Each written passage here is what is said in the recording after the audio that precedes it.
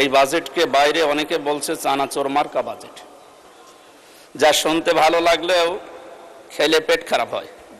বিগত সময়ের মতো বর্তমান সরকার দলীয় দায়িত্বপ্রাপ্ত বিভিন্ন ব্যক্তিবর্গ যে অর্থ পাচার করবে না তার নিশ্চয়তা কে দেবে? আলোচনায় অংশগ্রহণ করবেন কুষ্টিয়া ৩ আসন থেকে নির্বাচিত মাননীয় সদস্য জনাব মোহাম্মদ আমির হামজা। জনাব মোহাম্মদ আমির হামজা, আপনার সময় ৫ মিনিট। ধন্যবাদ আপনাকে। মাননীয় স্পিকার, আপনাকে ধন্যবাদ। আসসালামু আলাইকুম রহমতুল্লাহ। 2026-27 সম্পর্ক বাজেটে বলতে গেলে আমি এই কথা বলবো যে এটা লুটপাটের বাজেট। এই বাজেটকে বাইরে অনেকে বলছে চানাচোর মার্কা বাজেট, যা শুনতে ভালো লাগলেও খেলে পেট খারাপ হয়। আমি আমার কুষ্টিয়ার ৩ আসনের জনগণের পক্ষ থেকে বাজেট সম্পর্কে কিছু আলোচনা এবং প্রস্তাবনা রাখতে চাই মহান সংসদে।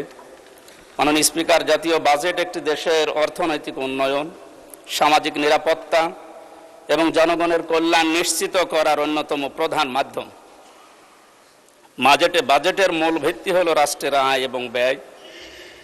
তাই রাষ্ট্রীয় আয় বৃদ্ধির ব্যাপারে যেমন আমাদের সচেষ্ট থাকতে হবে, তেমনি ব্যয়ের ক্ষেত্রেও আরও সজাগ দৃষ্টি রাখা প্রয়োজন।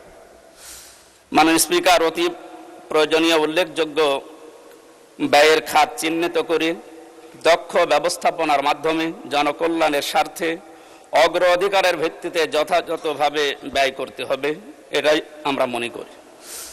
রাষ্ট্রের আয় বৃদ্ধির জন্য কর প্রশাসনের আধুনিকায়ন, কর ফাঁকি রোধ, অর্থ পাচার, রপ্তানি বৃদ্ধি এবং বিনিয়োগ বান্ধব পরিবেশ সৃষ্টি করতে হবে। একই সঙ্গে সাধারণ মানুষের ওপর অতিরিক্ত করের চাপ না বাড়িয়ে রাজস্ব আহরণের নতুন ক্ষেত্র খুঁজে বের করতে হবে। দেশের সবচাইতে বড় গুরুত্বপূর্ণ বিষয় হচ্ছে বেকার সমস্যা। এই বেকার সমস্যা নিরসনে শিল্পায়নের প্রতি বেশি গুরুত্ব দেওয়ার প্রয়োজন।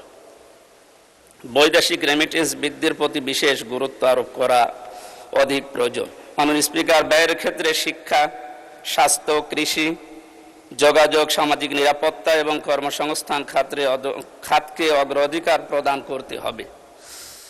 মাননীয় স্পিকার, বাংলাদেশ কৃষি নির্ভর একটি দেশ। কৃষিক্ষেত্রে যত উন্নয়ন হবে দেশ তত অর্থ সমৃদ্ধ হবে।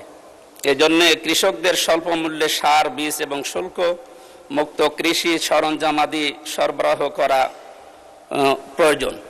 শিক্ষা খাতে বাজেট বরাবরই কম থাকে। এবার যতটুকু হয়েছে আমরা চাই বিশেষত বাংলাদেশের বিশ্ববিদ্যালয়গুলোর গবেষণার ক্ষেত্রে এই বাজেটের সঠিক ব্যবহার যেন করা হয় এবং গবেষণার জন্য বাজেটকে আরও বৃদ্ধি করা দরকার।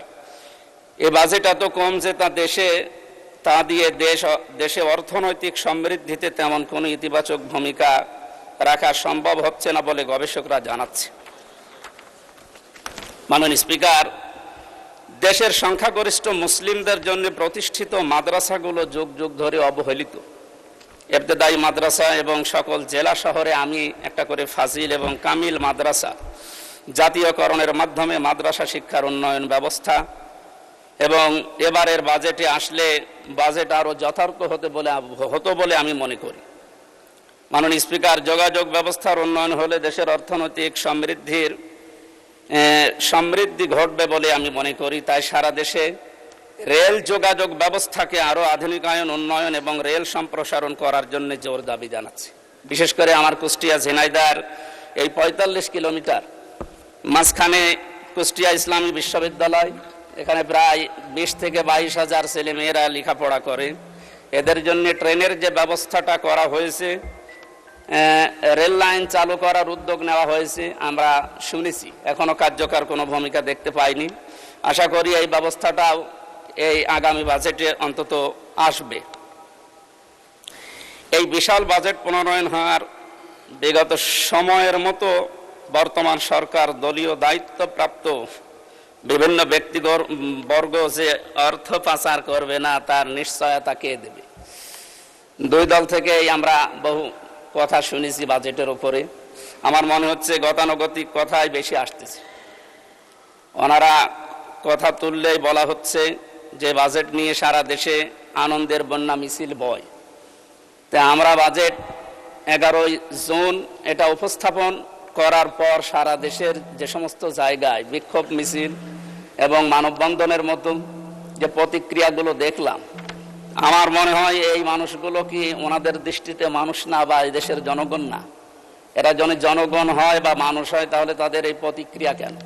সুতরাং বাজেট নিয়ে এক্ষেত্রে অর্থ প্রচার রোধে সরকারের সুনির্দিষ্ট কোনো পলিসি আমরা যেহেতু জানতে পারিনি। মাননীয় সদস্য, সময় তো শেষ। অসংখ্য ধন্যবাদ।